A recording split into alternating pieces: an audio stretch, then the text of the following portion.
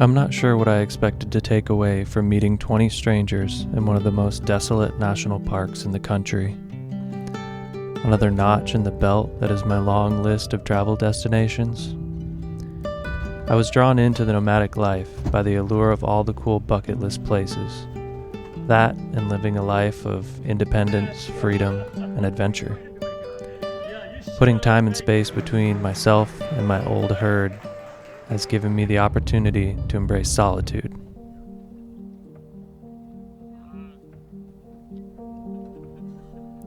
When I first met this group of photographers, creators, and artists, I still had those reservations about getting close to people. Travel light has been my motto. Light on things and light on friends. As it happens, I enjoy dancing to the beat of my own drum anyway. Still, I came into this new group with an open mind. One effect that the wild creative movement quickly had on me was discovering a deeper respect for nature. Being in this sacred space has reminded me of the tremendous value of our public lands. We live our entire lives progressively more insulated from the earth.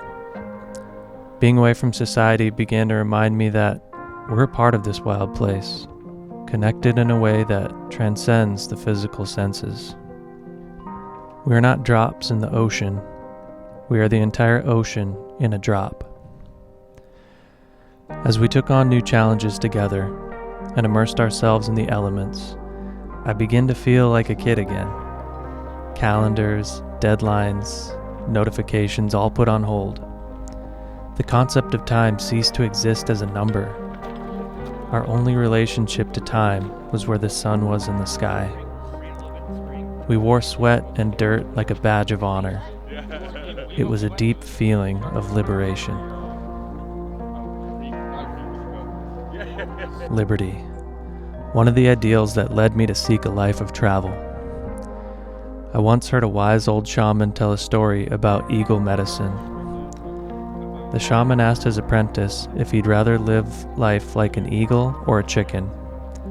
He went on to explain that living like a chicken came with many perks, regular feedings, and the protection of the coop, but it came at a cost, which was the chicken's freedom and sense of adventure. However, if he wanted to live the independent life of an eagle, he would be free to seek out any adventure he liked, but without the safety of the coop, the eagle has to weather storms and remain on the hunt for its meals without regular feedings to rely on. I made my choice when I left my home and my past in the rearview mirror.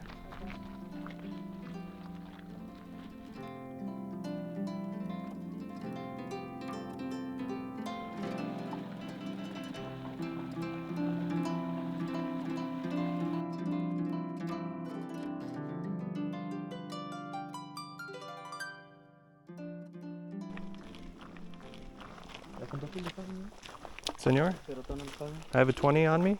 Would you take 20 for this? I see your price is 25. 20 is okay for you? All right. Yes. Good deal.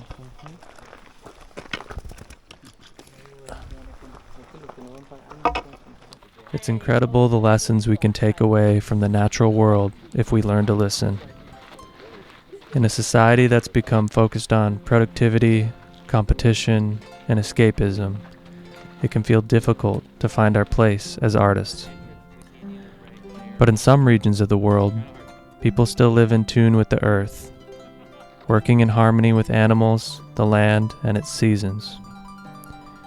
And to some outsiders, it may not seem like they have much, but many live lives rich in experience and abundant in joy.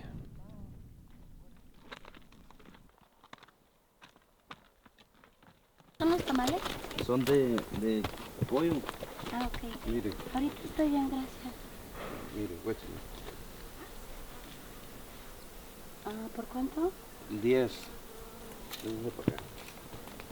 Tengo las empanadas también. ¿De qué son las empanadas? Mire. ¿De piña? ¿Tienes cambio? Sí. Si quiere las empanadas son 2 por 20. Ah, ¿Puedo de los tamales? Los tamales son 10 y las empanadas son 10. Si quiere los dos. Sí, ¿puedo uno y uno? Sí. Gracias. Muchas gracias. Gracias, amiga. So if you see that faint orange and red material that's up there, they would make rock art out of like red ochre. They would use minerals and water, sometimes pee and blood, and fruit juices, plant juices, and then they would use animal fat to help bind it. As we made our final hike into Buquillos Canyon, knowing our journey together was drawing to a close, I couldn't help but feel a sadness about my looming departure. When I left home in this van a year ago, it made me nervous and excited, but I knew it was what I wanted and what I needed. Leaving this place with these people felt unnatural, like this was how humans were meant to live. For what reason would I ever leave?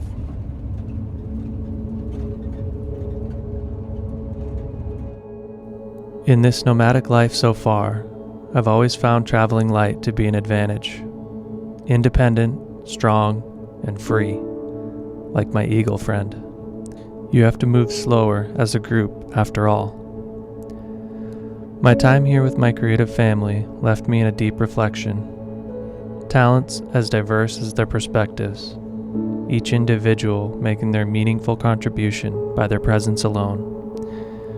Like footprints in the sand, each one leaving a deep impression on my heart. I leave now with a deep knowing that the person I was when I entered the Chisos Mountains wasn't the same person who left. In the best of ways, I would never be the same.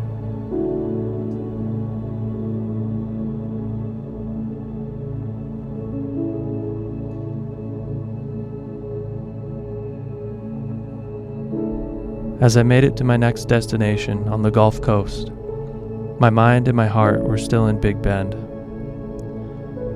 I breathed in the humid sea air, and as I watched the marine birds glide together, carried effortlessly by the ocean breeze, I thought to myself, maybe some things are worth slowing down for. I could never trade the open skies for a coop again, but flocking together once in a while doesn't sound so bad.